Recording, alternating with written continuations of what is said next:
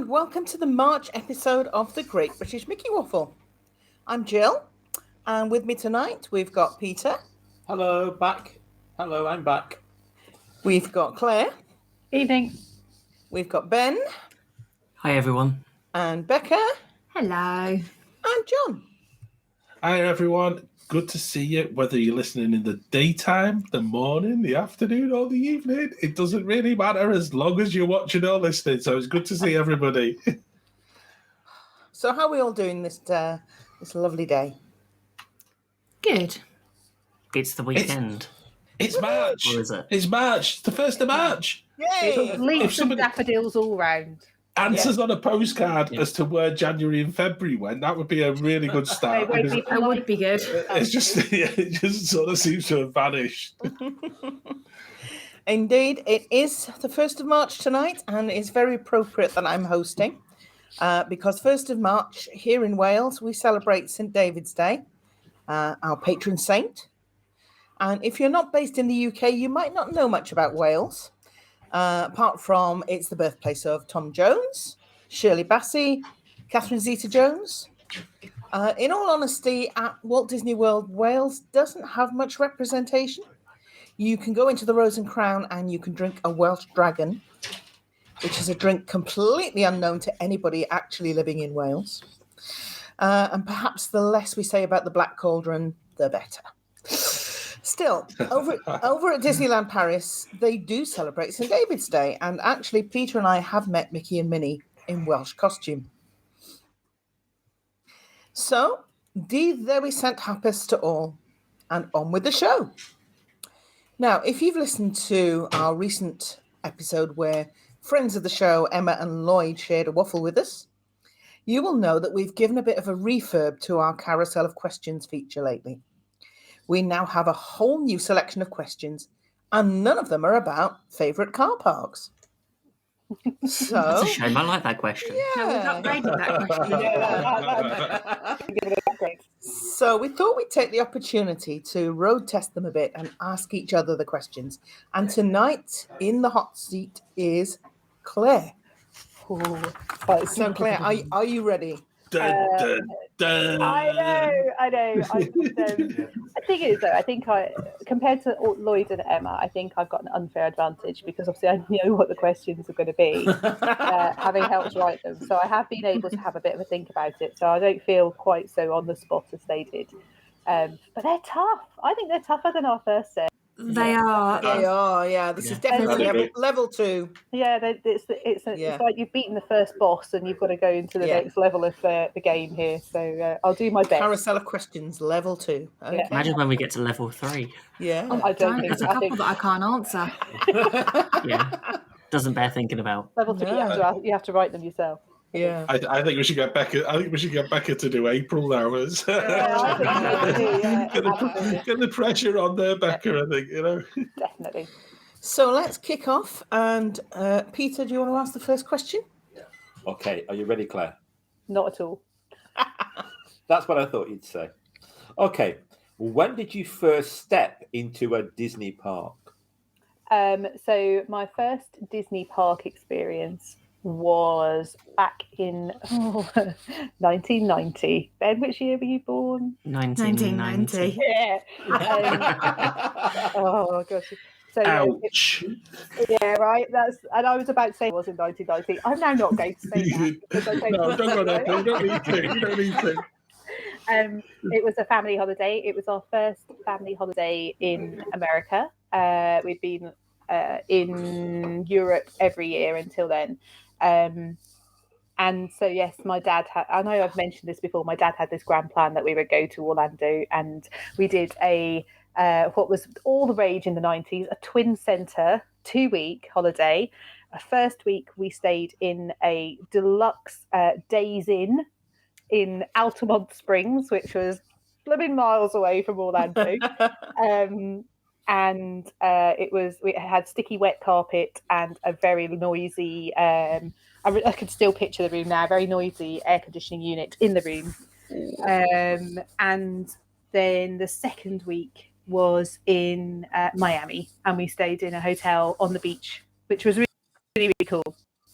There was a sharky at one point, which was interesting.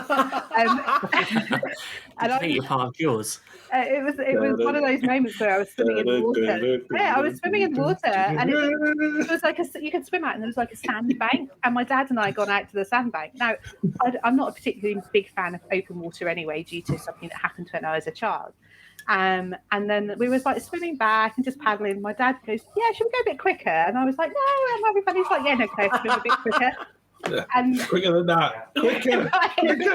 It was that moment, and he was like, "No, swim." Oh my word! So we swam back, and within no more than 4 or 5 minutes, there was a helicopter, and they cleared the beach, and it was like, what? So yeah, that was my first experience in Miami. Have you ever been back to Miami since? No, I was just curious. More than anything else. Yeah. No. And if anyone from the Miami Tourist Board is watching this, Close Encounters. I love Miami. Just remember that. If you want to just, I don't mind coming Miami in. left very quickly after. you don't even like flying at Miami, No, Claire. I know. We all know that. We all know that. This is why.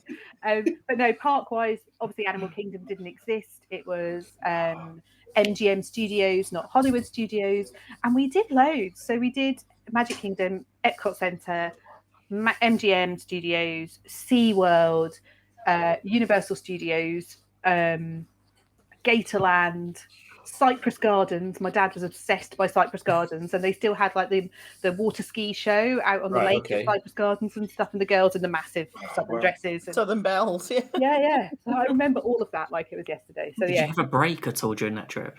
No, not in the slightest.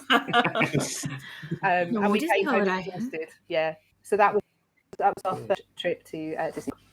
You know the story behind the ski show at Cypress Gardens, don't you? Do we want to know the story behind it? No.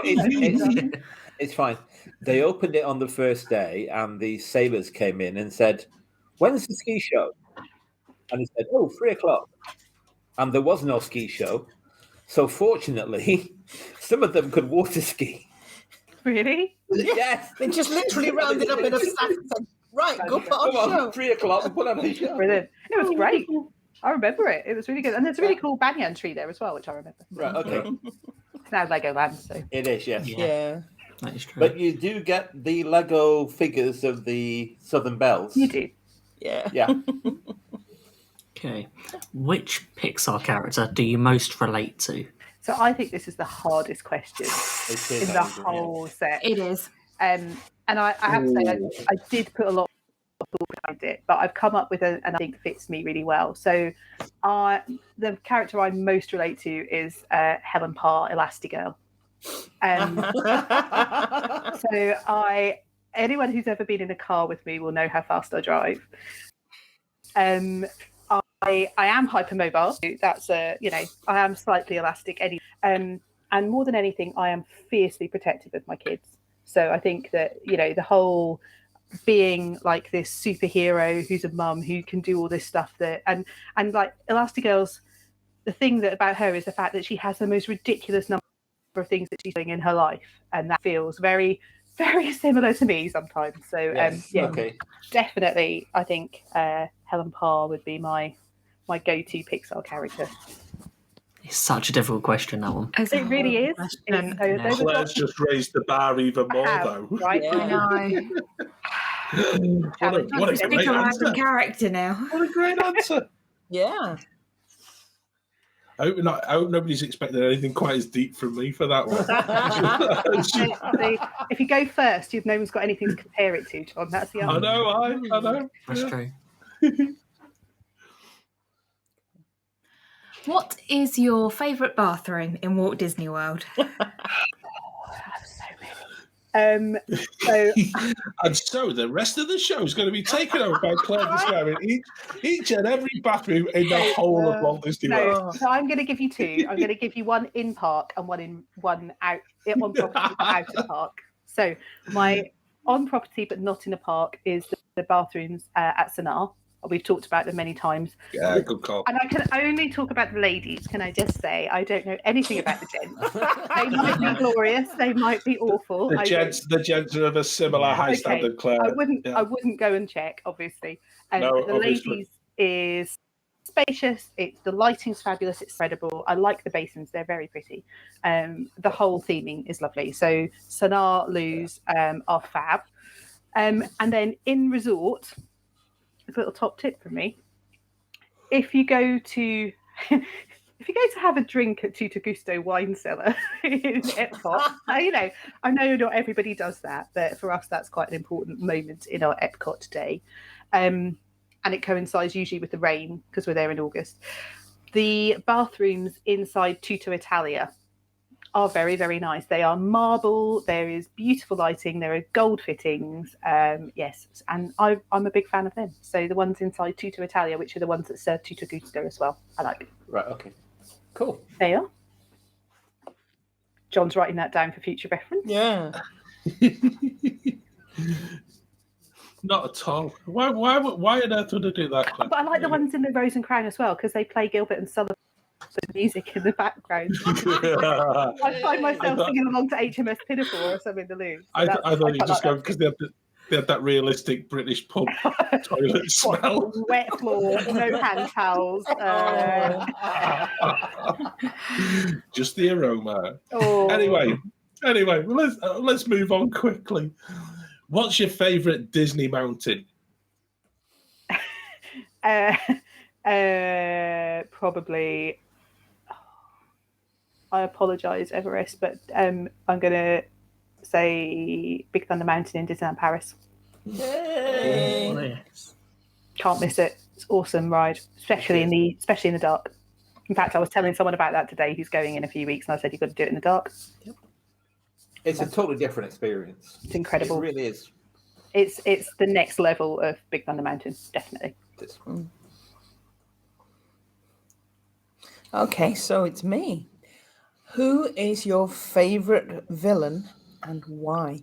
Everyone knows what I'm going to say here. Oh, there is no one like him. It has to be Gaston.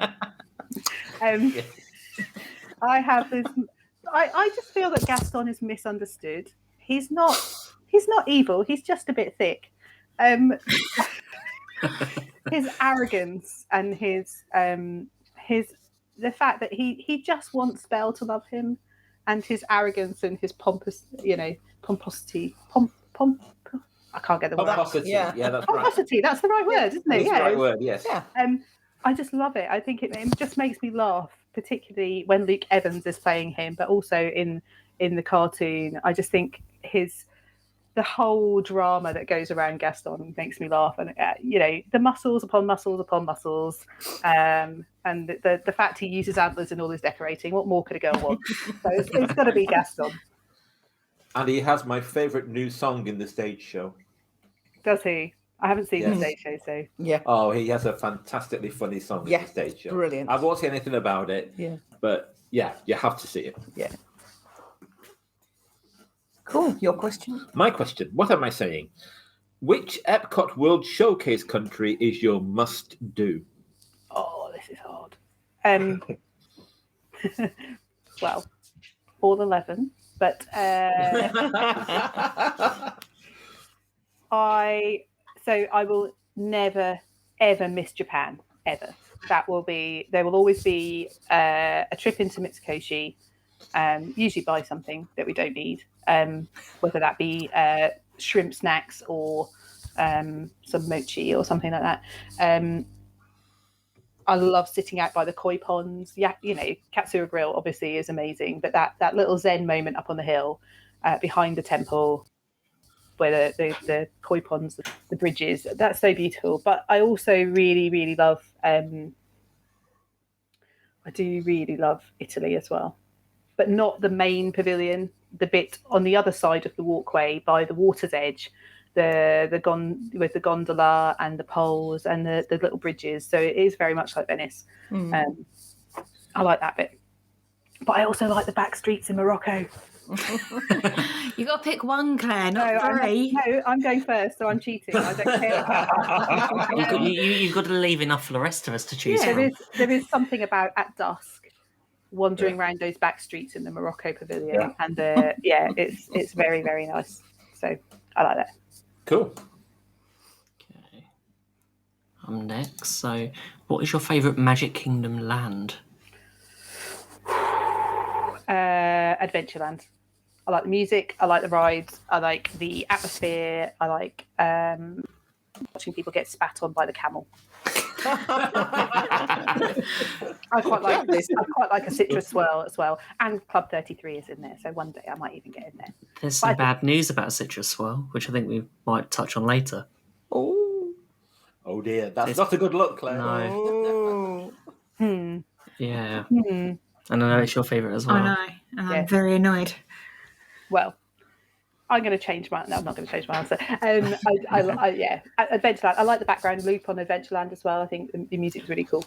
So yeah. What is your favourite nighttime parade or fireworks spectacular at Walt Disney World?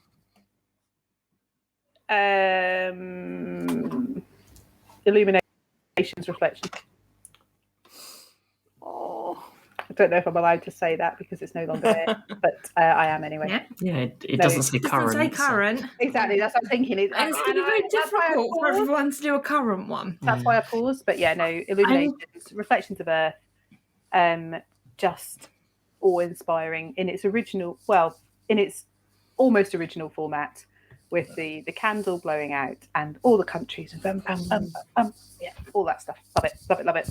And the song afterwards, We Will Go On. I'm interested to see if that changes after the trip. I'm tearful. I don't think it will. Based on what I've seen online. I'm trying to say nothing. I just really am. Well, we already know yours, John. I don't know. We do actually. I don't know. I think John's going to struggle with this. I'm really interested, Claire, because I think once you go and see Harmonious, and I would love to see whether that answer changes. And like you said, I don't think it will. And also, I think we need to have that discussion once you've seen Harmonious as why hasn't your response changed? Yeah. And I want to put it across to everybody else, because actually, when people are listening to this question over the coming months, whenever you listen to the show, I think we've grown to enjoy some of the things that we've seen over a number of years at Walt Disney World, and I think the expectation for Harmonious was so high. Yeah. And everything I'm hearing personally from people who are going on trips, and they're coming back and they're going, well,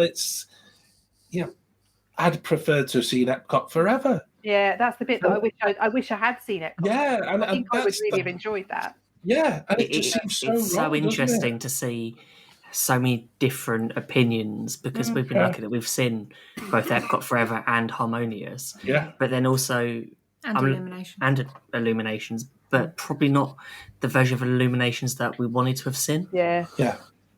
We saw it towards the end.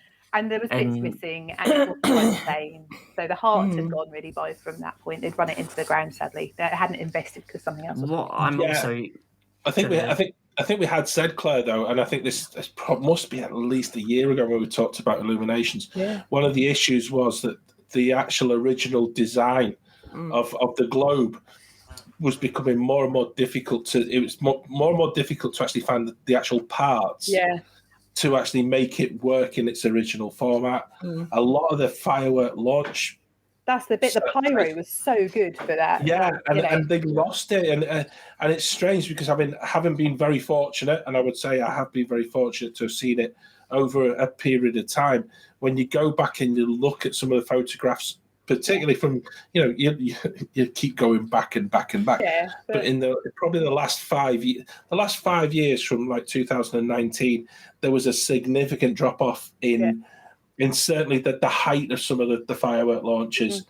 And if people had seen it for the first time, then they would say, "Oh well, yeah, I think we need something different." And I'm still not getting that real love It's interesting for people when we think we've been through 2020, 2021 without fireworks at a Disney park. Yeah. So it's sort of everyone had the expectation, which has leveled it up a bit more.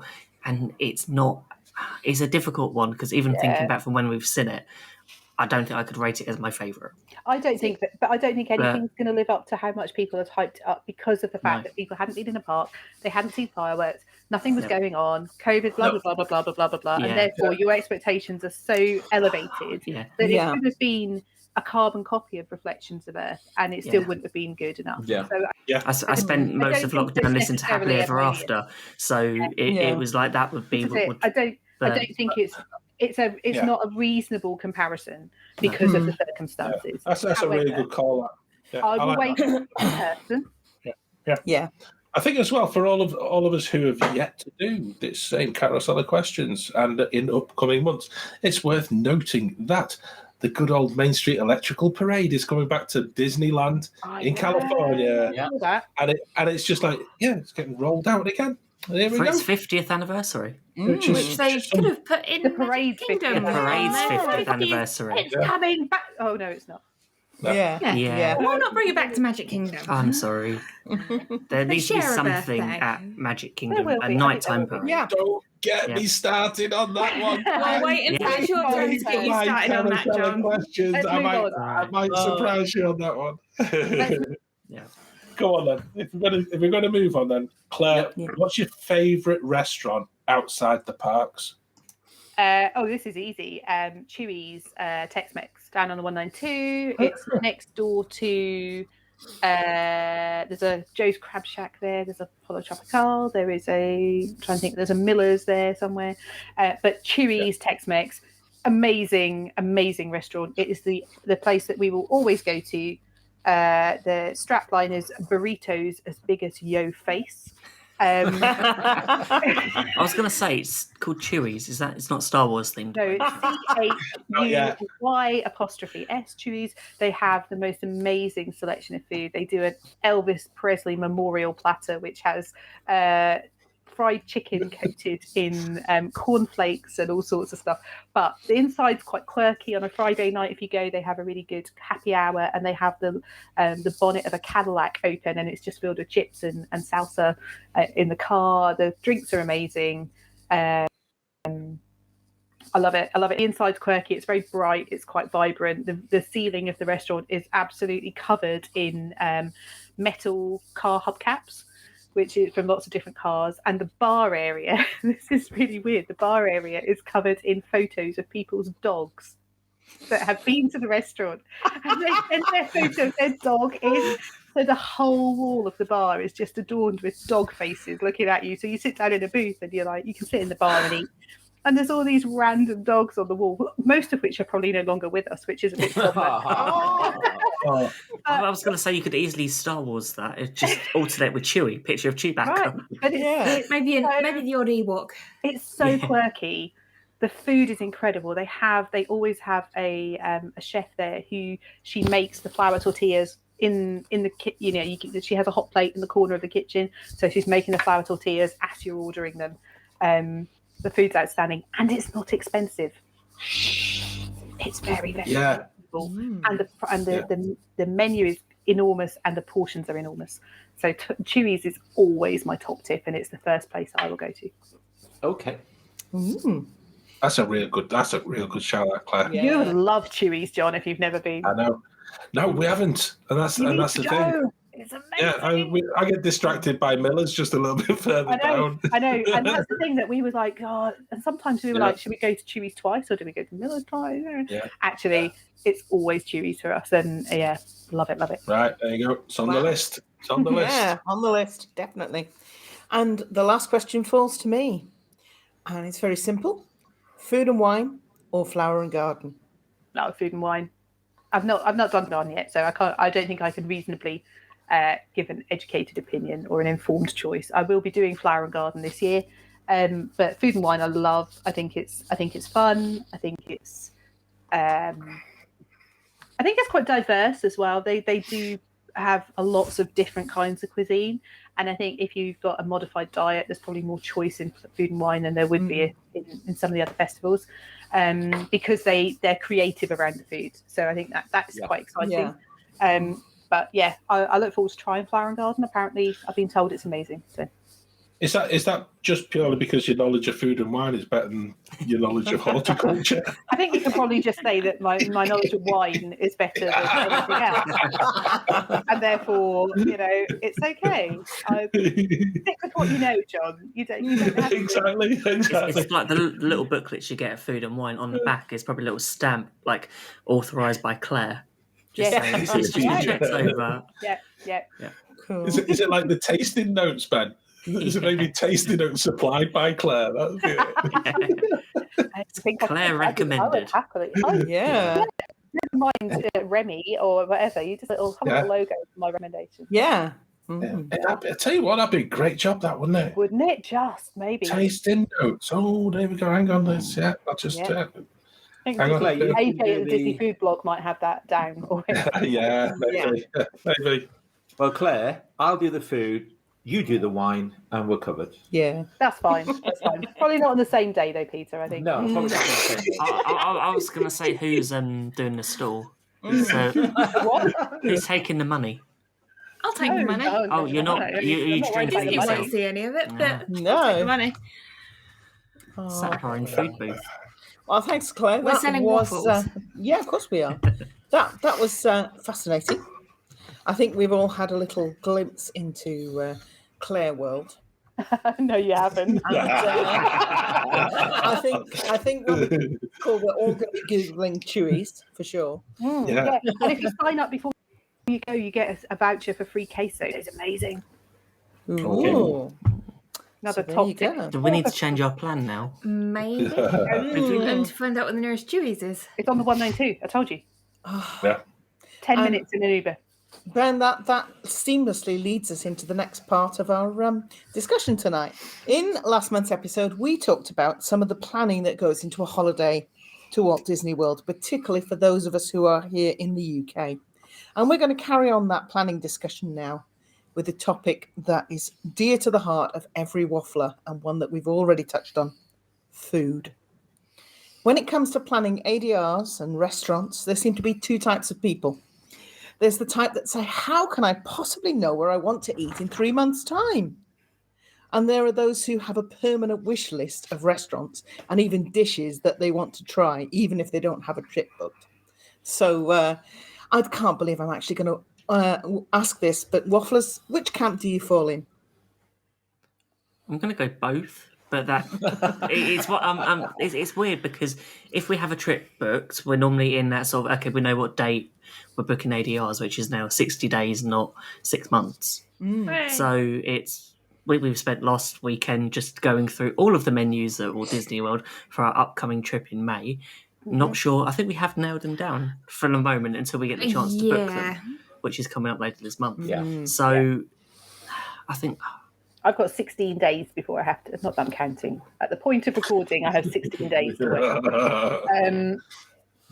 And I can't make my mind up. And this is so. I think part of the anxiety for me is because I'm eating on my own, and maybe eating on my own. I may have people that want to come and eat with me.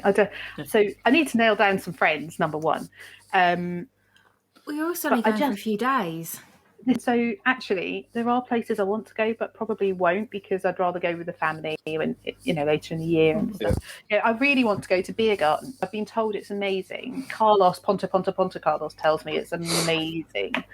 But I don't think I want to go there without my family because it's a beer keller family, large group experience really, rather than me sitting on my Tods with a. I was going to say we sit on the top of the bratwurst. I thought you would go a bunch of strangers. So. Yeah.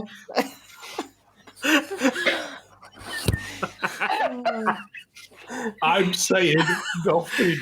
That'll be the... We've got to get that in the title. With a bratwurst.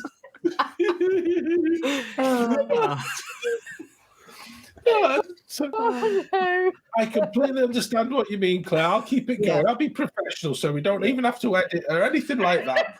And actually, I can understand that whole experience. I want to be there with the family and just take the family to somewhere special like that. I've never seen anyone set up beer garden on their own either. Everyone's always with a large group. I think it makes that it lends itself to that atmosphere, doesn't it? Yeah. It's one that I think it's on the short list. I think it's going to stay on the short list for the next trip. You don't want to be a lonely sausage. Speak for yourself. Well, if you went around October and you were at Halloween time, you could sit there with one of those big things of beer and a sausage, and you could have a Frankenstein. Hey, I like that. Thank you for bringing us back.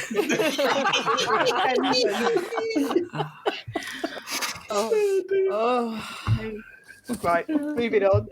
Yes, we've made it to Epcot. So do you know something? I'm gonna just widen the question a bit, Gill, because you mentioned about sort of planning well ahead and then planning sort of depending on the food, but it's actually the experience as well, isn't it? You know, and I think we've been very guilty in the past, and I think for our next trip with there being no dining plan, I think our choices would be very different. I think with a dining plan, your choice list is expanded beyond all kind of thought processes. But I would imagine that probably for our next trip, what will happen if you're paying out of pocket, we'll pick and choose places that are very much our favourites, but based on the overriding experience. Rather, we probably we'll look at the menu, but it's the experience it's the whole evening's experience of either whether or not you get an amazing view for fireworks, or whether or not it's just the whole ambience of the place, or whether it's just that whole. I'm thinking of Sanaa in particular. It's that whole bit where you actually feel as if you're in a completely different planet in some respects, because you're don't feel as if you're not Disneyfied. You've made an effort to actually get to Kidani Village, and you then suddenly find yourself. It's a bizarre feeling. Yeah. And, John, are you people? Do you like to go back to the same places, or do you all? Because we have this approach that we always try and go to eat in one place we've never eaten before. Now, it's actually becoming more and more tricky because there's reasons we don't eat in places that we don't want to eat in. You know, I'm very grateful the electric umbrella doesn't exist anymore. That would have been at the very bottom of the list. But we found some really great places by doing that and challenging ourselves not to just keep going back to the same places that we know we love and we know the food is good, but actually to push the boundaries a little bit and go, well, it may not be my first choice, but let's give it a go and see what happens. How do other people approach? That's spot on. And again, dining plan allowed you to do that. And we actually gambled our last trip. We were, again, fortunate enough, but we were 10 nights on site, which was the longest we'd ever stayed on site. And we made a very conscious decision that we were going to try to go to places we'd never done, or we went to places that we hadn't been to for a considerable amount of time, for reasons sort of unknown. Basically, we just either couldn't be bothered, or it just didn't work out. Change plans. We do try to go to different places, and sometimes it's good, sometimes it's bad. And one of the things that actually got us the last time, you were talking earlier in the show about Morocco and the restaurant there, and it's a really bizarre thing because, you know, you talk about all the different places that you buy a steak on Disney property, and yet our Josh is, my eldest son, his standout meal from all of the trips that we've ever been on, and probably from any of the steaks he's ever had on site or off site, was the steak he had in Morocco. We all went for the lamb. But his steak was absolutely incredible, and because I did offer that sort of fatherly bit where I'll just have a taste of that, son, because it's just just in case it doesn't agree with you, like, you know. But he said, and he said at the time of eating it, it was the most amazing steak he'd had. So he offered us that opportunity of having a little test. But it was, though, and we'd also been at the Yachtsman's on the same trip, and actually it was all right. It wasn't anything, you know. It was okay. It wasn't. I wouldn't say it was outstanding. And again, it comes back to experiences, doesn't it? And it comes back to probably a lot of luck as to your server. Yeah. A lot of luck as regarding who's cooked your food. Yeah. But I think you go back to menus, don't you? And what you don't want to do, and we found ourselves in a position a few times early in our sort of Disney sort of holiday and thing of, don't quite fancy Chef de France. It's not not sure about it. And then we did what you'd said, and we went and tried it out, and we were really taken aback. So much so that we went back again, and it was still as good as it was previously. And that had been on our standby list, and had dropped off the list on about 4 or 5 trips. And then when we sat down, we had an amazing meal, and you're thinking, so why is it we didn't come here before that? And we just read sort of reviews that weren't particularly favourable. We looked at forums, and people weren't a bit so about it. And then when you make your own mind up, you're like, oh, this is actually really good. Yeah. And actually, we just had a great experience there. And the second time we went there, we got the best seat in the house, which is that lovely seated area. If you're walking towards the theatre and the to go and see Beauty and the Beast sing along, obviously. Yeah, it's in that little glass bit, and people watch for the entire evening. We ate very slowly that night, I must admit. I love that you mentioned Chef de France, because that's always on our list, and it always drops off. And we've had the same about 4 times. We've had we just for some reason our plans changed while we're out there. I think what Disney have done over the past few years, a lot of restaurants that we've liked or been to before have had a menu change, or they go to Prefix menu. And it's like, we looked at California Grill for last November, and it was like, because of the 50th, it's on a Prefix. And there's stuff on that menu that I don't think is even worth the money. But we had such an amazing meal a few years ago there that I wanted to go back to that menu, you don't want to have a substandard, what in your head would be a substandard experience. It's interesting, isn't it? And I'm sure that Peter will be able to tell us that, you know, using a Prefix menu kind of guarantees the overheads, I think, probably for the restaurant, so that they can reduce the amount of menu, reduce the options in the kitchen. It is a cost saving about creating consistency for the diner. My understanding is, but Peter, please correct me if I'm wrong. And therefore, it is a favourable option if you can maintain the quality, my guess is. And also, if you're creating a cuisine that is not necessarily appealing to everybody. So if you're someone who doesn't particularly know very much about Moroccan cuisine, or doesn't know very much whether they even like French food, actually having a Prefix means that you get a bit of everything. And you haven't got to try and work your way through a menu that you might not be able to understand, or might use words that don't help you, or you're from somewhere else and doesn't call an entree the wrong word. So that's kind of my understanding of the Prefix approach. I don't necessarily like it myself, but you're pretty much spot on.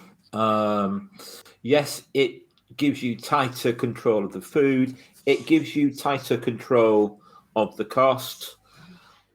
A good Prefix menu will give you a nice wide range. Some of the Prefix menus are not that great. But yes, a good Prefix menu does work. And you can buy your produce from the same place as long as you've got a consistent supplier. You haven't got to search out. You know, there's nothing better than a menu on the day of what's coming.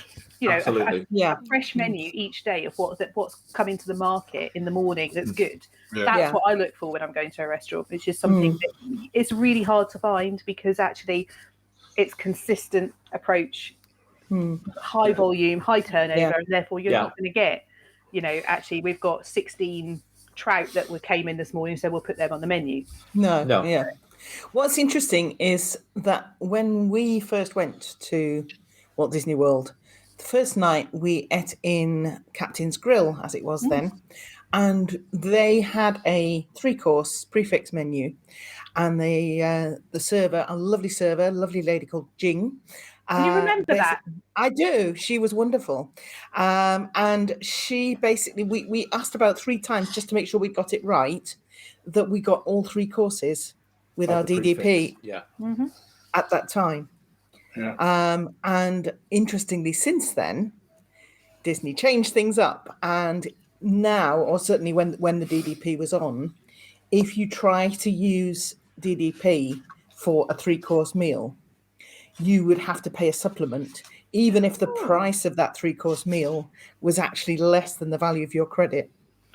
There's ways around that, though. Yeah. Well, you Yeah. pay. You can pay Or out you of can- pocket. You can do a 2-course meal, but choose cheese plate for your dessert, and can we have it at the beginning, please? Yeah. We've done that. But yes, no, I thought that was a little bit sneaky. That sort of. Do you think that Disney made it a little bit simpler now, without worrying about credits? Yeah, because now it's a dollar value. It's a gift card. Yeah. In theory, as it's a gift card on your phone now, you could technically not spend it on dining credits. You could go, Oh, yeah. you know what, I'm spend going to it buy what 4, well, in your large case, Julian Burke buckets. handbags. I think with the UK offer that they're giving us at the moment, which is these dining credits, I think there is a way that you have to spend it on food. Okay. It's a particular code, from what I understand. Okay, I thought it was just a gift card that goes on your phone. No. like- From what I understand, they email you a code and you have to show the code, and it's They deduct it that way. Yeah, but I think what's a bit sneaky as well is places where the 3-course menu is your only option. Yeah.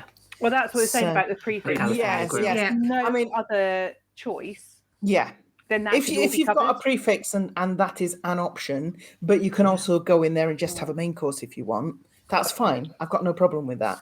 But places like Space 220, See, I'm intrigued about that because it's one of those ones that we tried a couple of times when we were out there, not for Space 220, but for others where you can get walk-ups on the app.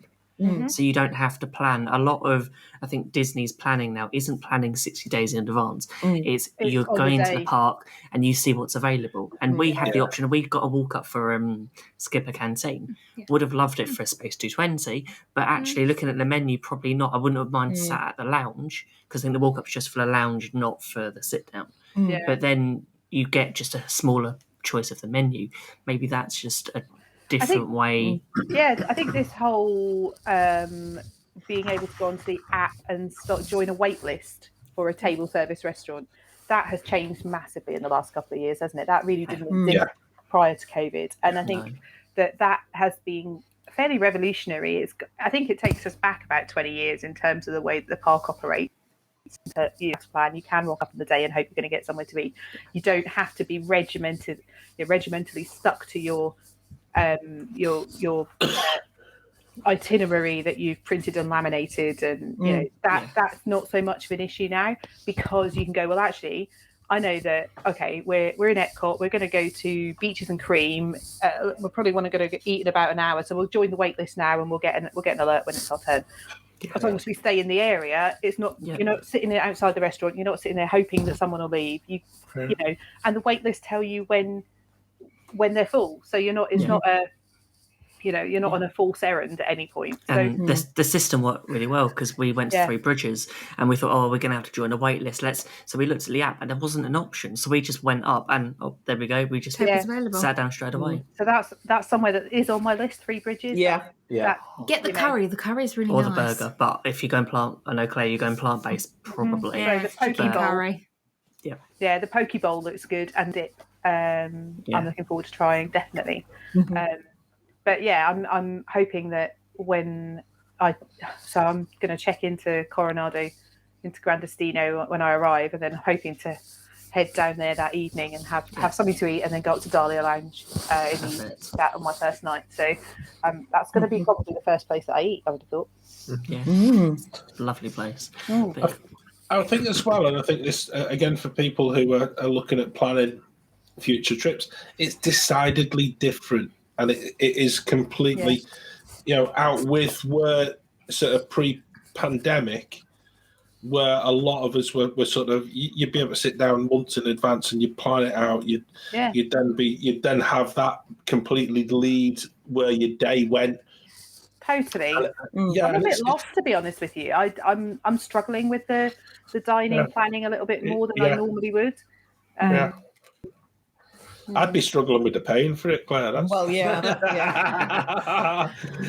And that's how much it has changed. And I think that, I'm not being funny. I think actually, it's insane, isn't it? That's the bit that I've done the maths on the new offer from the Walt Disney World Company, and how that dining, I put it in inverted commas, credit. Because I don't think it is credit. I think you get a lot less value for your dining plan, but that's understandable. It's part of the company's plan.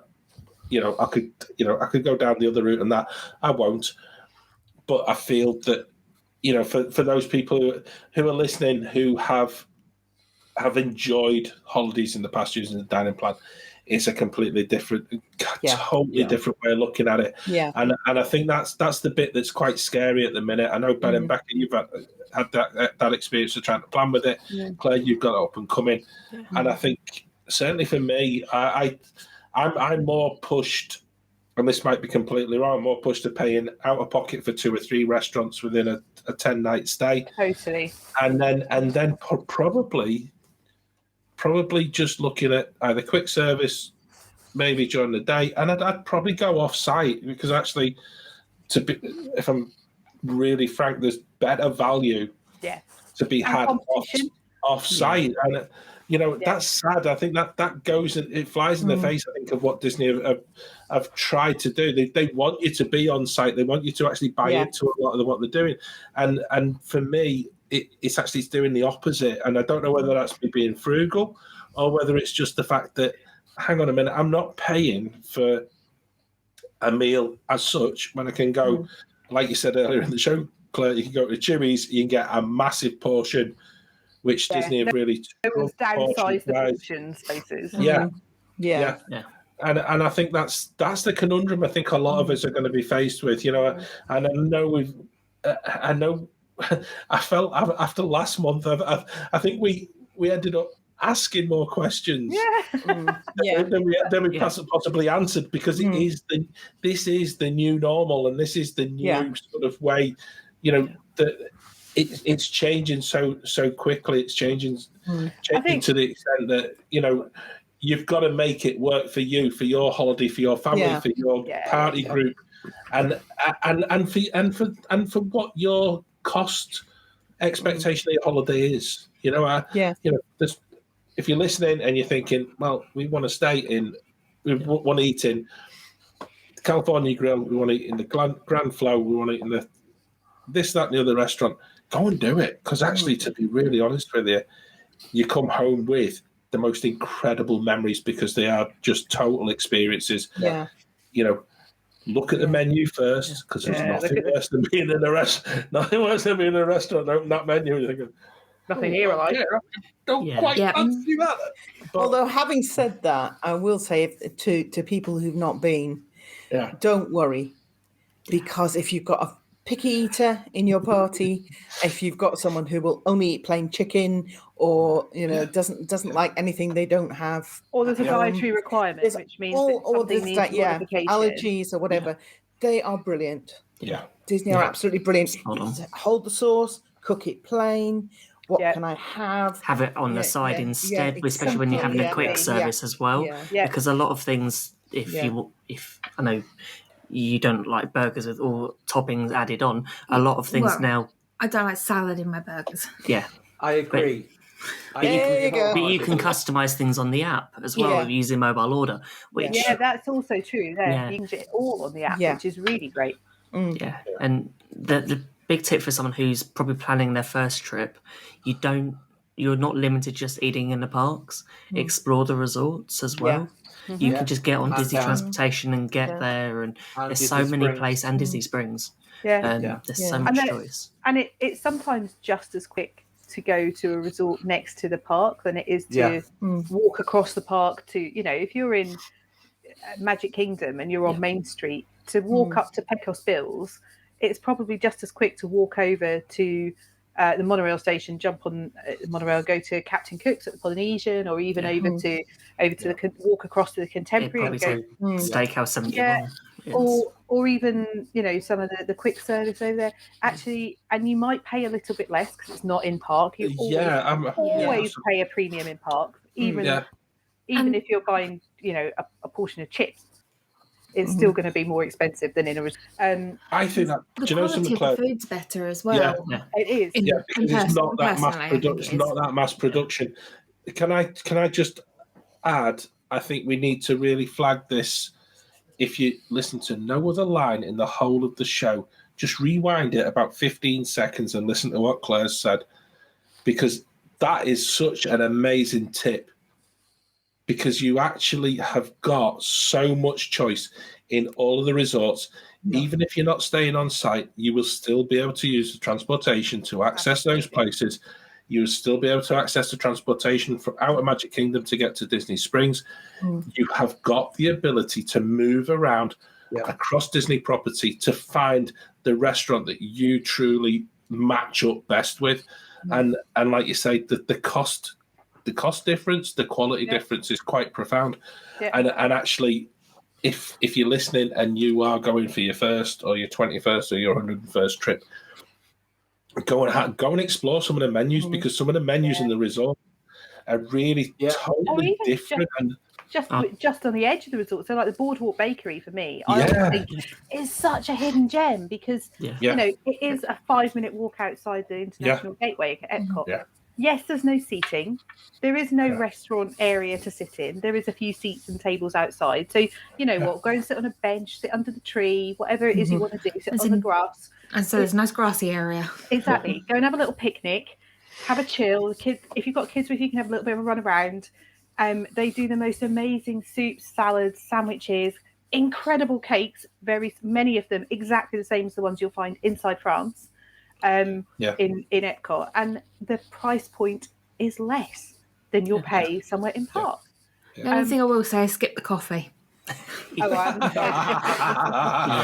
coffee's not very nice, or it wasn't a few years back. Places like that where you wouldn't even know it was there unless you actually have a look at it and just go, well, hang on, I could go there and get this amazing salad, which is it's not going to weigh me down for the rest of the day. I can sit on the grass, I can have a little moment of zen, and then carry on.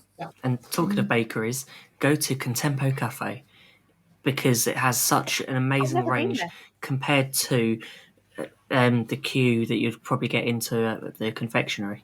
Or the Main Street Bakery, that you just stand in. I am not going to stand in a queue for 45 minutes to get a drink and a pre-packed sandwich, but actually I could walk 10 minutes over the road to somewhere like the Contempo Cafe.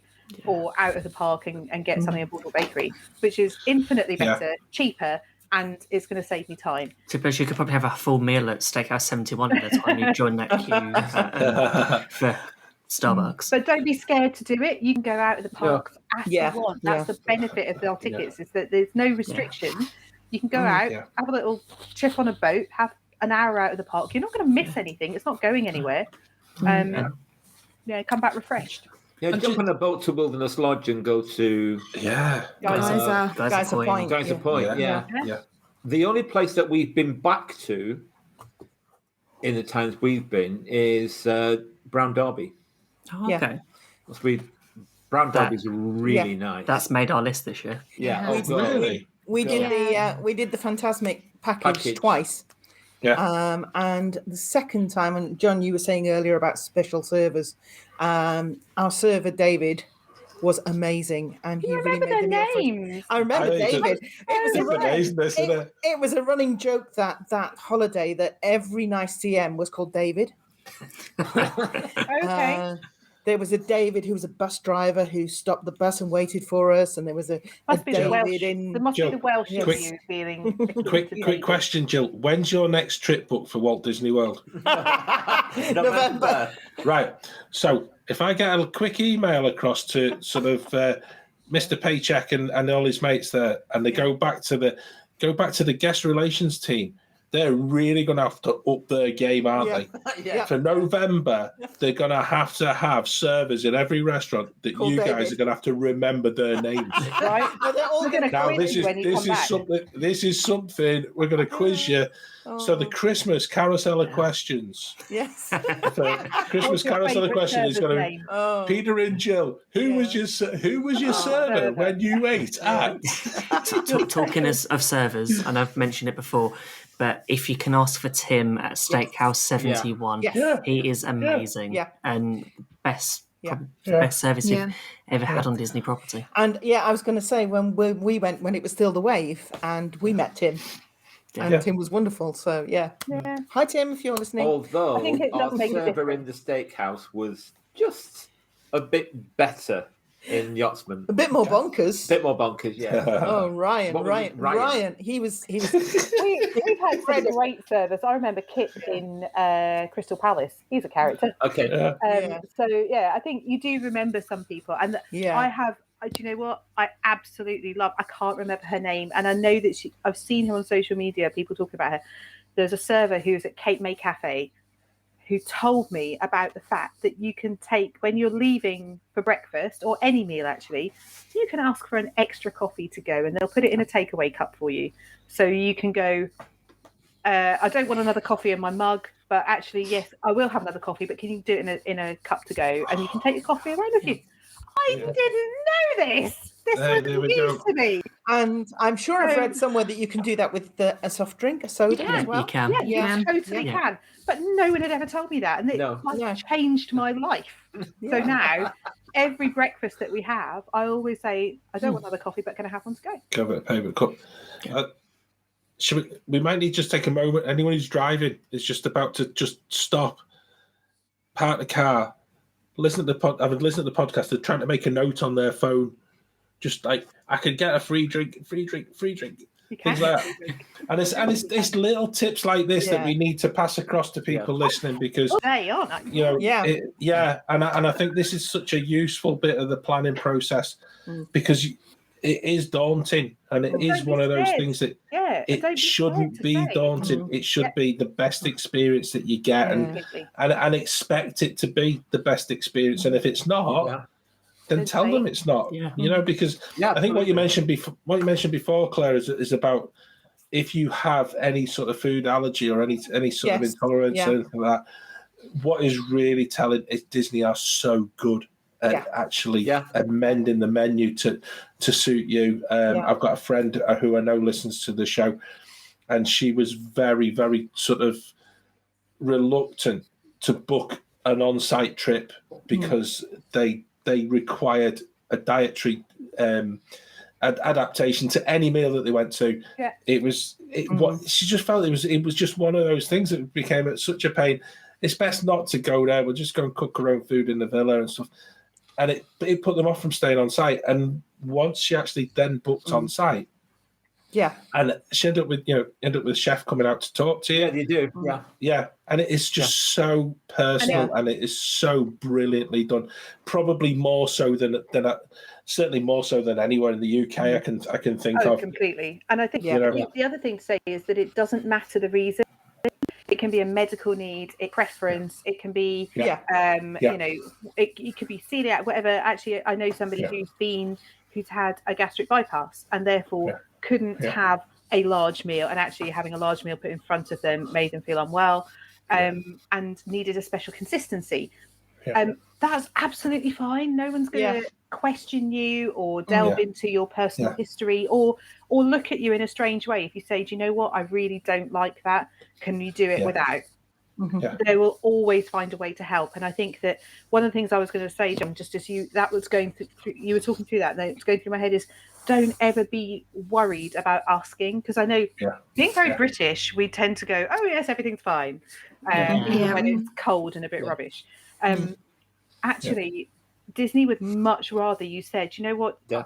I'm having a great day, but this meal's been less than magical, and this is the reason why. And they will do everything they can to help. Yeah. So whether that's at the beginning, at the end, in the middle, wherever it is, I now feel confident to go, well, do you know what? I like the look of that thing on the menu, but I really don't like broccoli, for example. Could you do it with something else? And they go, absolutely, not a problem. How about this, or this? Or no, we can't. But what we could do is this. They are obsessed with broccolini. Broccolini's everywhere. They bought it by the bucket load. It's cheap and it's quick to cook. That's kind of it, isn't it? But you mentioned about cold food. You know this is a bugbear of mine, and yes, and Me too.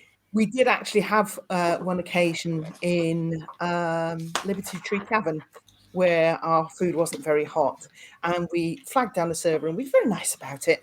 And said, sorry, but this is not very hot. Oh, I'm really sorry. Took it away, brought it back, and then we had our meal. It was lovely. And we said, can we have a coffee? Brought the coffee, blah, blah, blah. Brought the bill. We said, I think you've missed the coffee off. You haven't charged us. Oh, no, that's fine. That's just, because your meal wasn't hot. Yeah. And I think that's the thing. You don't expect it, but sometimes things like that do happen. Yeah.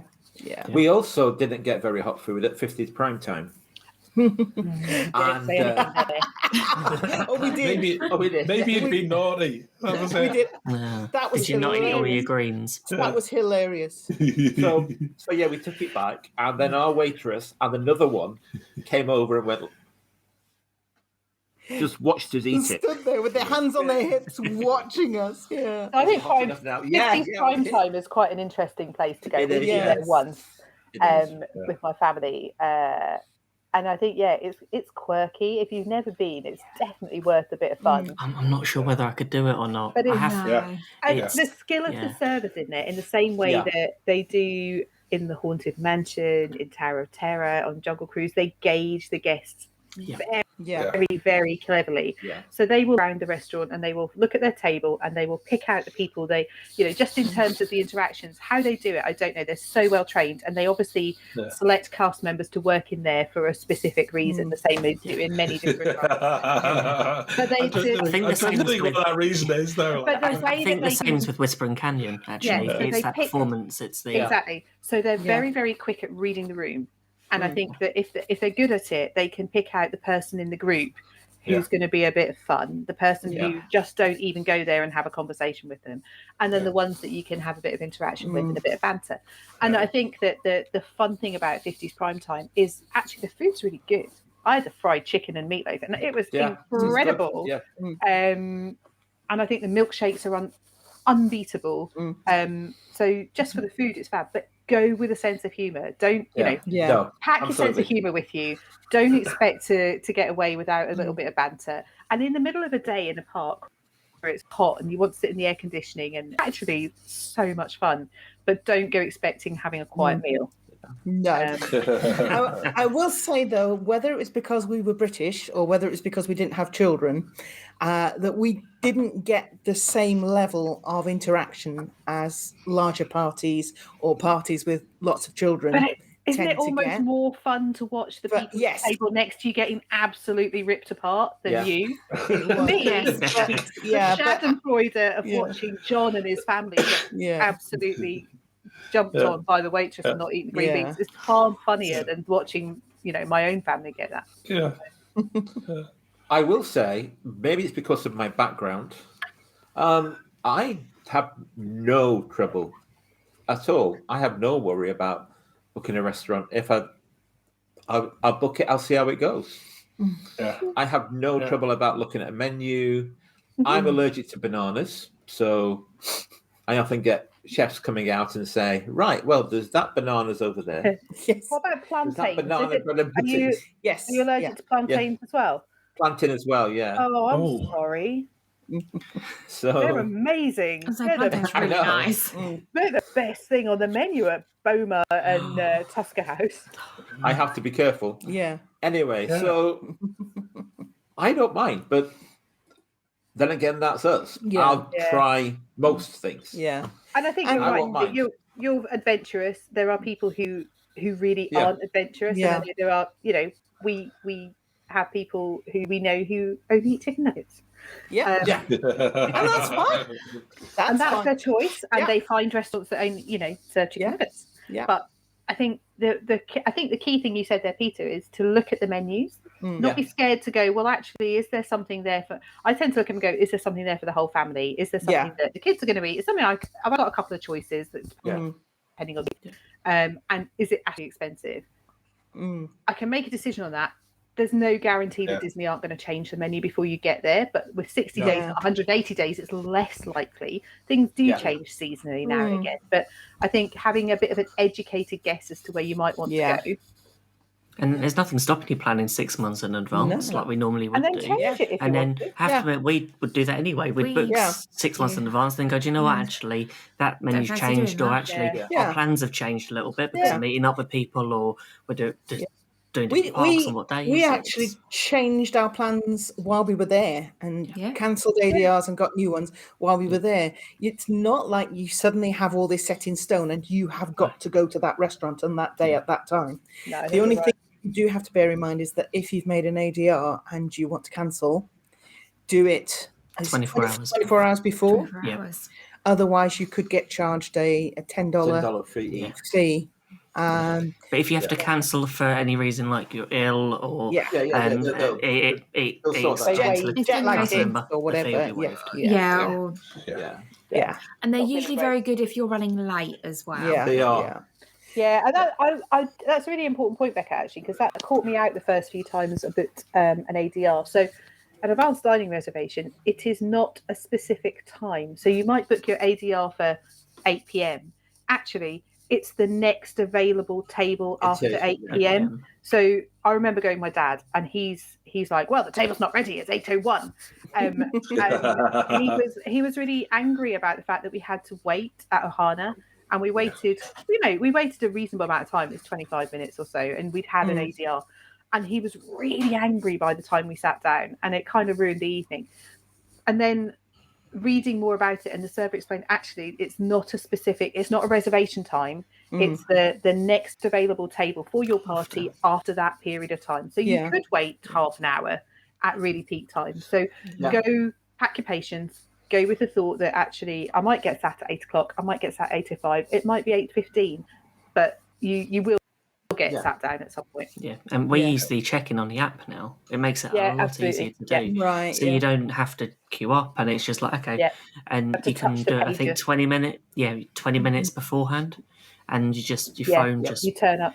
Yeah, and the good thing, because it's all app-based, they've had this before, but you have to put a US phone number in. Yes. So now it's just changed all on app-based. It means that international guests can take advantage of the service as well. And that's a great addition, that, Ben. It really is. That used to really annoy me, where you say, can take your cell number. Well, no, because it's a UK number. Yeah. Oh, no, here, take this manky old pager that 100 people have touched. Yes. Half an hour. Thanks. Oh, we sat in Boma in the lobby area for ages, waiting for our pager to go off, and our pager was broken, and we were sat right there, and they could see us. Dear. The CMs could actually see us. The trick I found is, I think we did on Boma as well, actually. We were staying in Sanaa. We walked to Jambo. As soon as I entered Jambo, I put a check in. Yeah. So by the time that we got down there, it was literally a couple of minutes. They were opening. I would say it helped that we were like the first of the first ones there anyway. We usually are for a breakfast reservation. Earliest we can. Yeah, definitely. What I will say is, whilst being reasonable, and please be reasonable. Yeah. You're paying a lot of money for that food. So you are effectively the boss. Yeah. Yeah. I'd also go the other way as well, Peter, and I think some people at times are deliberately late repeatedly. Yeah. And I think as well, no, and I can't either. And I think, for all, we've got apps, we've got different things. Don't forget that there's this little bit of human interaction. If you are late, apologise for it. Absolutely. Absolutely. It doesn't take a lot to do, but actually, by doing it, you're no longer on the back foot if you've arrived late. And we were so people understand. apologetic on our first day. Yeah. 20 minutes late for the reservation. My security had to escort you through. And security had to escort us through because we were trying to walk around the lake. Yeah. And the thing is, the monorail wasn't running. The CMs know this. The CMs know that buses are delayed and people take longer in ride queues than they thought, and it's further away than people thought, and people get lost. They know all this. Yeah. So, and it's all built into the system. But don't make that presumption. Don't be that person that walks in and you're half an hour or 20 minutes, half an hour late, and expect to be seated straight away. It's just like. It's a restaurant. Each of the restaurants are that's the nice way. I was trying to maybe think of talking about it, because they're human. They're doing a job the same way everyone else is. Exactly. Don't put up with bad service, and sometimes you do get bad service at Disney, but give them a chance. Let them. I think you're right, Pete. Do their job. Tell them. And I think this is where I was earlier in terms of the very British approach of everything okay with the meal? Yeah, it's everything's fine. Yes. And then the minute they walk away, go, this is cold. This is great. Yes. Actually, I am now confident, particularly in Disney, to go, do you know what? The meal's okay, but actually the service is a bit slow. We need drinks refilling a bit quicker, or actually, I asked for a Coke and you haven't brought it. It's okay to say that. Yeah. There's nothing. Yeah. Actually, these want to know how they can serve you better. Sure. That's the point. They want to create magic. They don't. Disney doesn't pay enough for them to be there for altruistic reasons. They're there. They want to earn their tip as well. They want a good. They want a good gratuity from you at the end of the meal, and the way they do that is by giving you excellent service. Yeah. And so if there is something they can do better. Actually, do you know what? This is great, but we could have done with a couple more bread rolls, or could you refill the drinks a little bit quicker for us, or I'd quite like an extra potato or two. Whatever it is that you want that would make the difference for your meal, tell them. Yeah. Don't be afraid to tell them. Don't be the British person that goes out and go, well, it would have been great if I'd had a bread roll extra with my soup. Say it. They're not going to say no, and actually your experience that you own at that point in time will be better. Yeah. I must admit, it's quite interesting if you get yourself in a restaurant where there seems to be a huge amount of managers. Oh yeah. And what it tends to be is obviously I think Disney is like they've either had complaints or they've basically put them on a watch list, and so you get these managers going, is everything all right, sir? Is everything okay? Yeah, fine, thank you very much. But then you get a different one coming round, and you can see them. They're all going back, and if you watch them, they're going back and they're feeding back to each other. They've got the iPad between them and things like that. And they're inspecting what's going on within the restaurant. I think we had that in one of the Italian restaurants in Epcot, and it was really annoying. Yeah, because it just I just became fixated to think of what people why they were there in the first place, and then equally, we've had that a couple of times.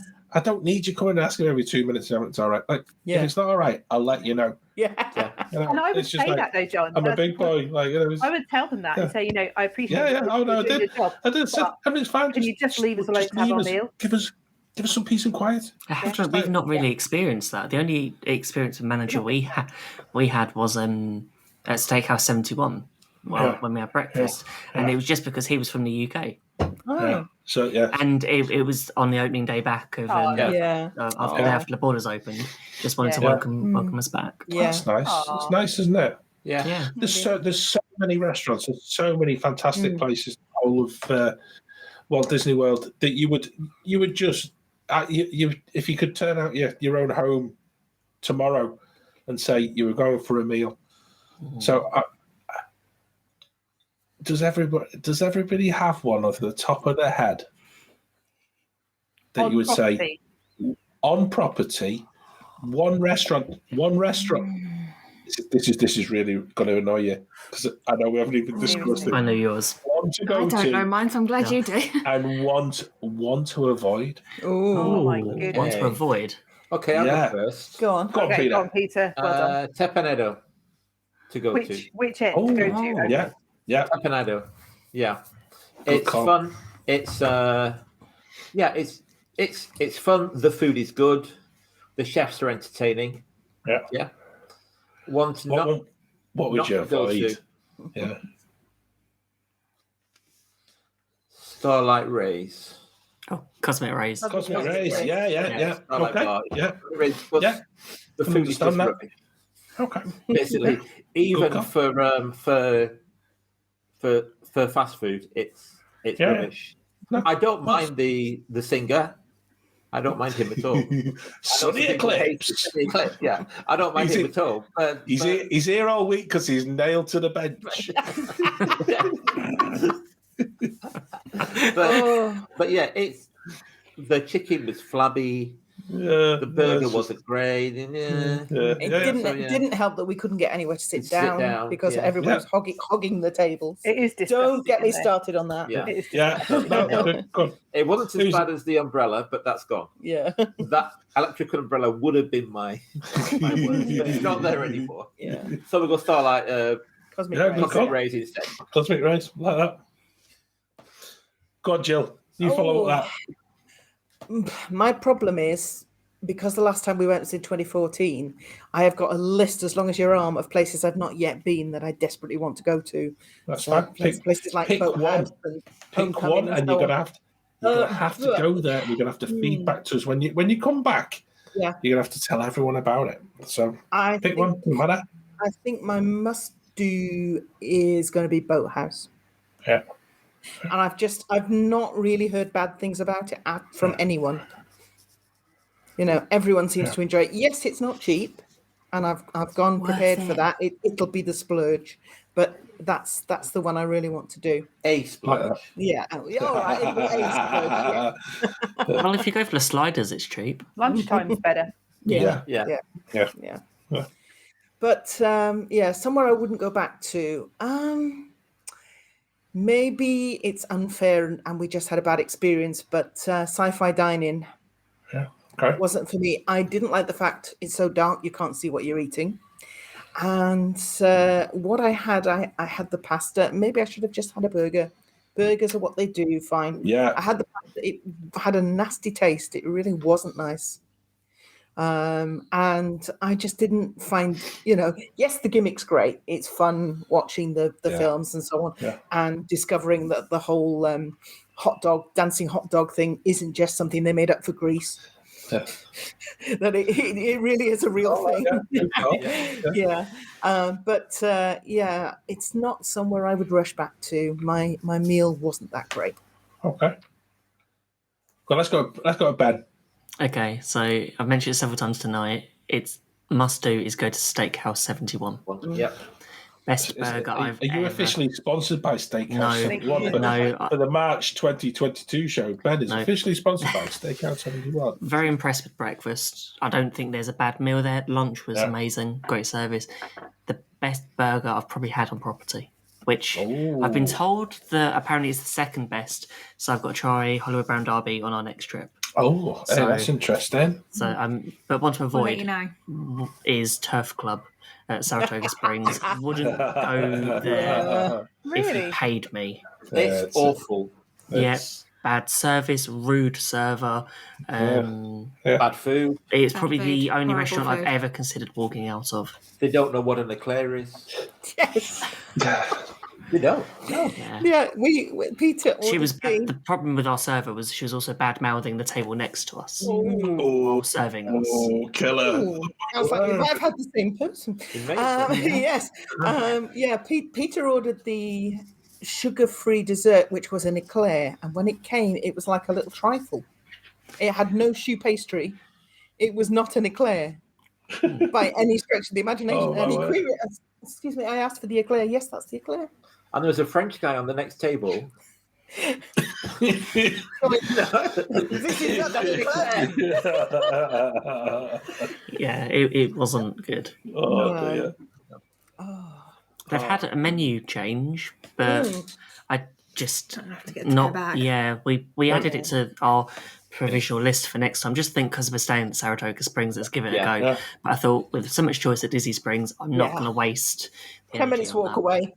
Maybe we get a personnel change. That might be a good start as well, wouldn't it? But Becca, what about you? I'm going to start with one that I wouldn't go back to.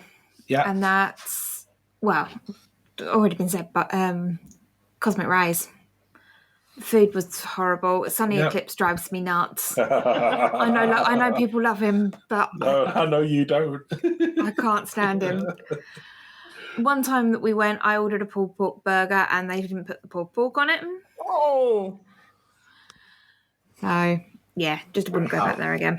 Yeah. Sticky floors. Yeah. Horrible atmosphere. That's just me though. Other people like it, I know. Favourite is actually really hard.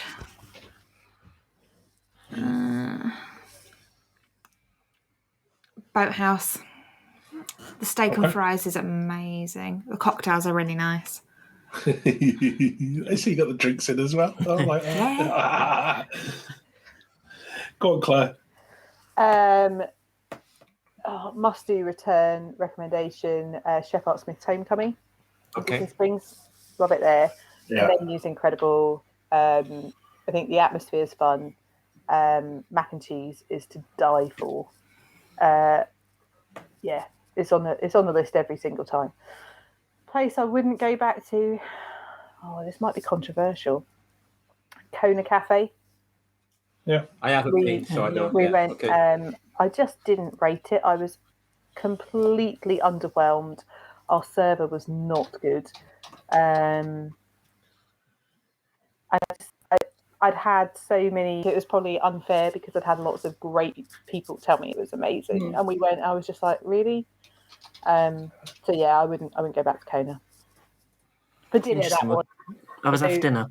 I haven't done breakfast. I haven't done lunch. That was for supper. So it made it different for breakfast. Tonga. I've only been there for breakfast. I'm not going to go for Tonga. It's not something that I would choose anyway. So I don't feel the draw. I don't feel the pull to go back to Kona. Mm-hmm. Oh, that's good. Because if you thought you were being controversial, I'm going to be even more so. Oh, which is even better. Not like that, is it? No, not at all, not at all. But my one that I won't miss, and I think I've said it, and I've said it on our show a load of times, and I've actually said it on other people's shows, is purely because it's been consistently good over a number of years, and I would still, you mentioned it about the toilets, Claire, but actually the food itself is worth going for. Is Sanar. Mm-hmm.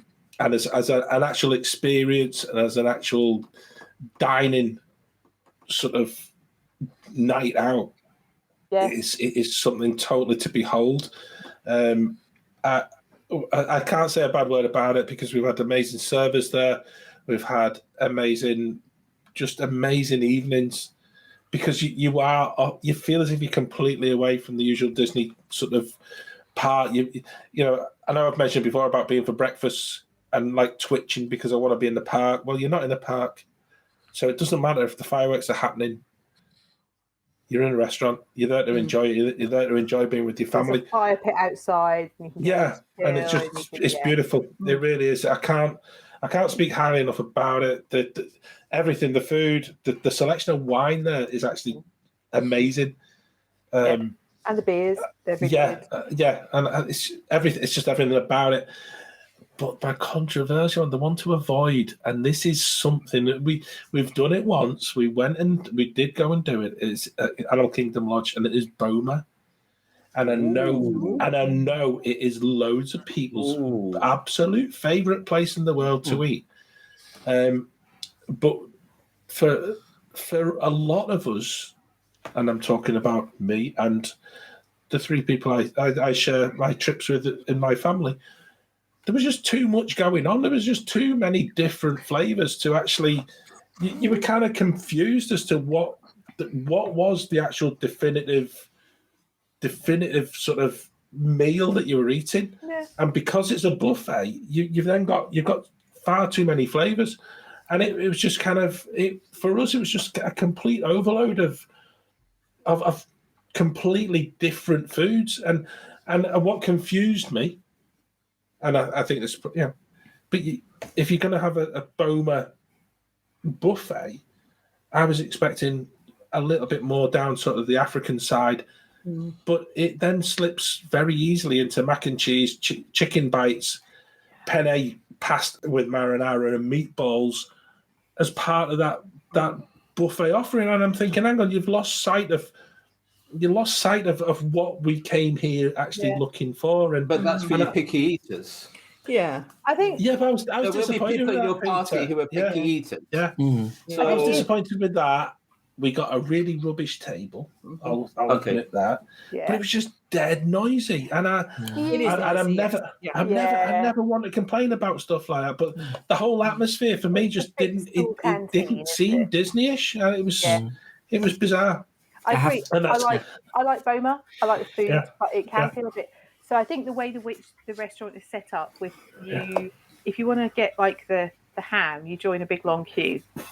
And you go past that, and then you've got like a long line of buffet rather than it being, if it was a square that you could move around a bit like Contempo Cafe or even Tuffet, it would feel very different. At the moment, for me, the way in which the restaurant is set up, the kitchen, having the servery in front of it, it just feels like a canteen.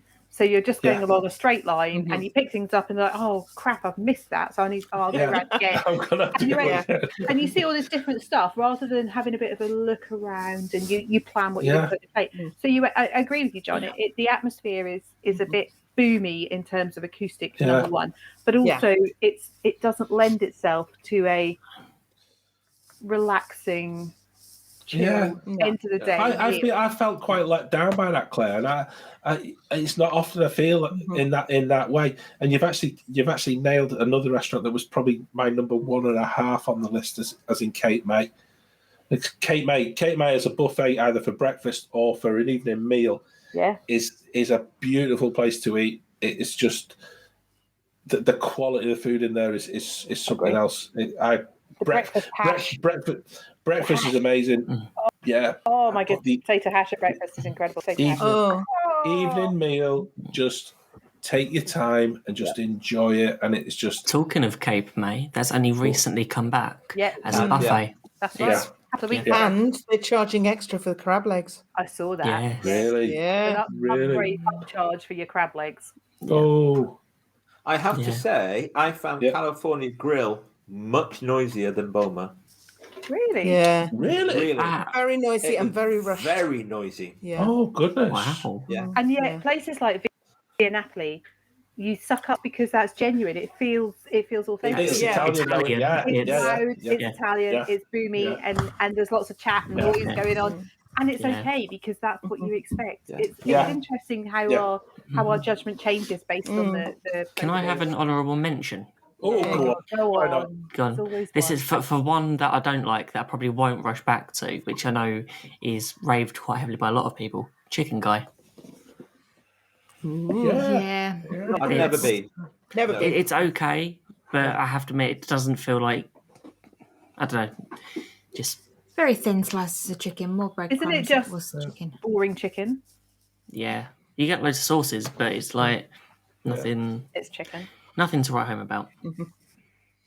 I guess it serves a purpose, doesn't it? Yeah. For people who like chicken. There's so many other options at Disney Springs at the same, a similar price point. You know, I would Polite pig. I would go Go to the daily poutine and get a big bowl of poutine. You know that's John, you'll be happy. Polite Pig is on our list for. Oh, you Is want Cape me May? disappointed? No, I think we took it now. off. I know we Oh, it haven't might be- talked about Cape May. Is this where I have to dig the spreadsheet out and go? No, it wasn't for Then dinner. the winning move is Cape May for an early breakfast and jump on the Skyliner over to Hollywood Studios. It's not, is I'll it? tell you what is on Or the boat. our thing that I forgot about is Wine Bar George. Oh, yeah. The lunch The menu. lunch menu. It's very It's very different to the dinner menu, and it's a lot cheaper. Yeah. So also check your lunch menus and see if there's anything different on them. And That's the one brilliant. place that everyone's, I know some friends are raving about at the moment is Citrico's as well. Since it's been relaunched, wonderful. reopened, Citrico's. Excellent. I loved the food at Citrico's previously, the decor not so much. So actually, if they've blended the two and it's still amazing, I can't that is on my list to go to in May. I'm Yeah. hoping to be able to get there for dinner in May. I It don't looks care if I amazing. go on my own to there, to be honest with you. I will happily No. sit on my own. The actual location, And the I location don't of care. Tixacoke is wonderful. I love it. Claire, you Yeah. could set your phone up and we can like join you for dinner. Yeah. Fun. Yeah. Yeah. Yeah. I think this is the wonderful thing about Disney is that you've got so many options. You've got your sophisticated food for people who really love their different food and their things. You've also got options for picky eaters, options for kids who just, are hungry, just want something to eat. Yeah. And also there's the whole thing of experiences where the reason you go is not necessarily the food. It might be the experience. So it might be somewhere like T-Rex, or it might be a character meal or something like that, where, not that the food is necessarily bad, but the number one reason for going there might be that you want to meet characters or you want to do something. Yeah, the Garden View tea rooms is beautiful tea rooms, but we weren't that impressed with the afternoon tea. So, I think it's all right. I think it's high price point, but I think it's okay.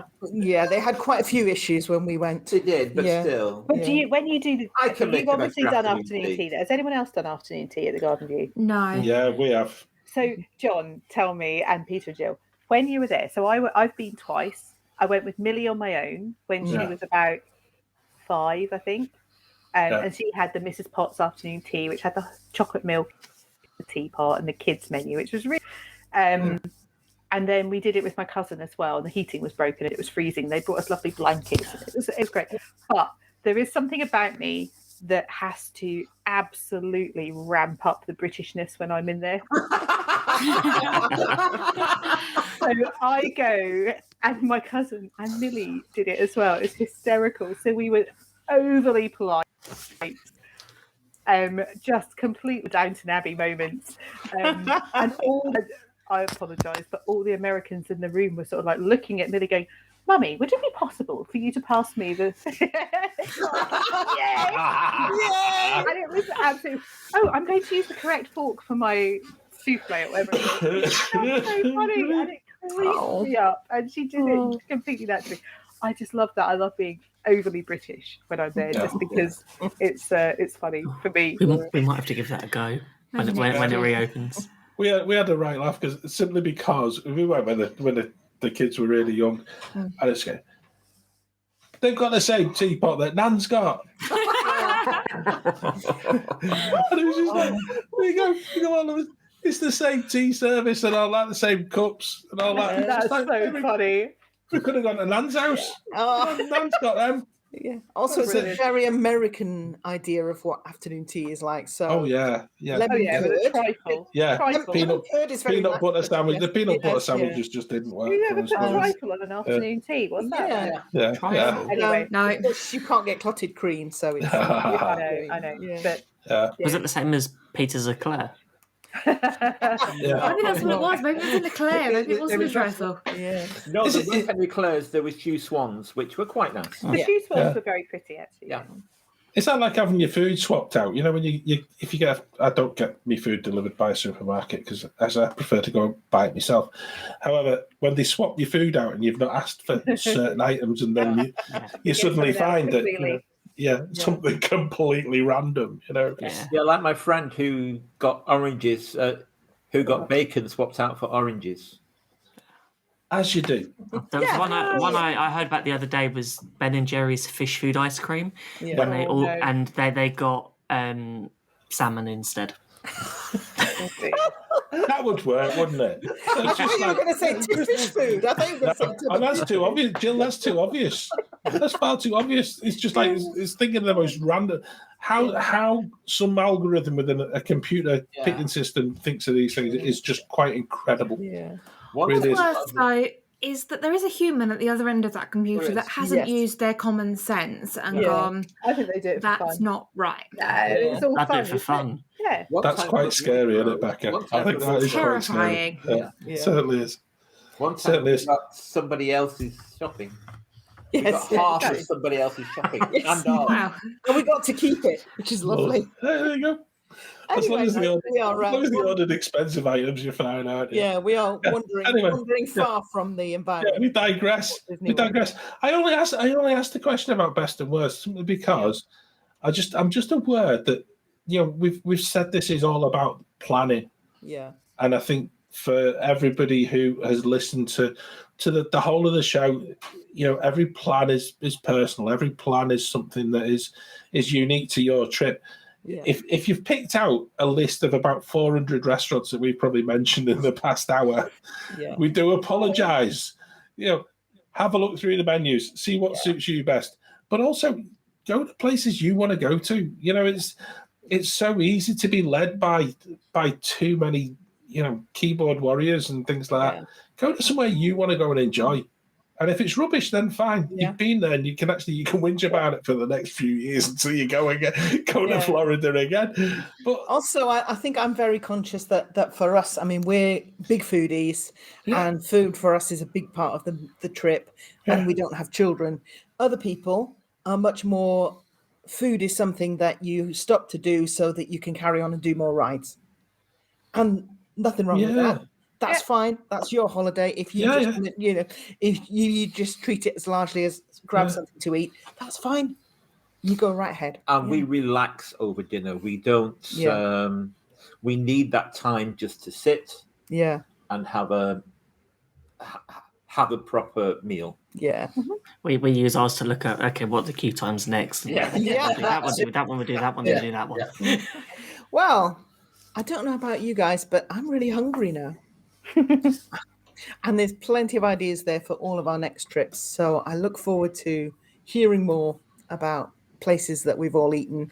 And also, you guys who are watching, listening, tell us in the Waffler's Arms. Tell us about your favorite places to eat. Tell us about the time that a server went above and beyond and made your meal really special.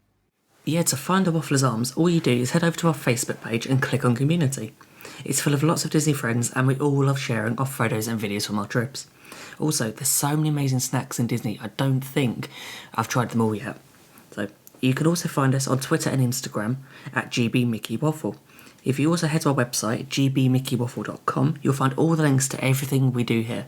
And that includes our weekly live show, Wafflers Wednesday, which is 8:30 p.m. GMT, every Wednesday on both YouTube and Facebook. If you're listening to us on your podcast app, we'd really love it if you give our show a rating, maybe a little review too. This really helps us out by reaching more Disney friends. And that about wraps it up, I think. So until the next time, I think all we have to say is... Waffle on! Waffle on! Waffle on!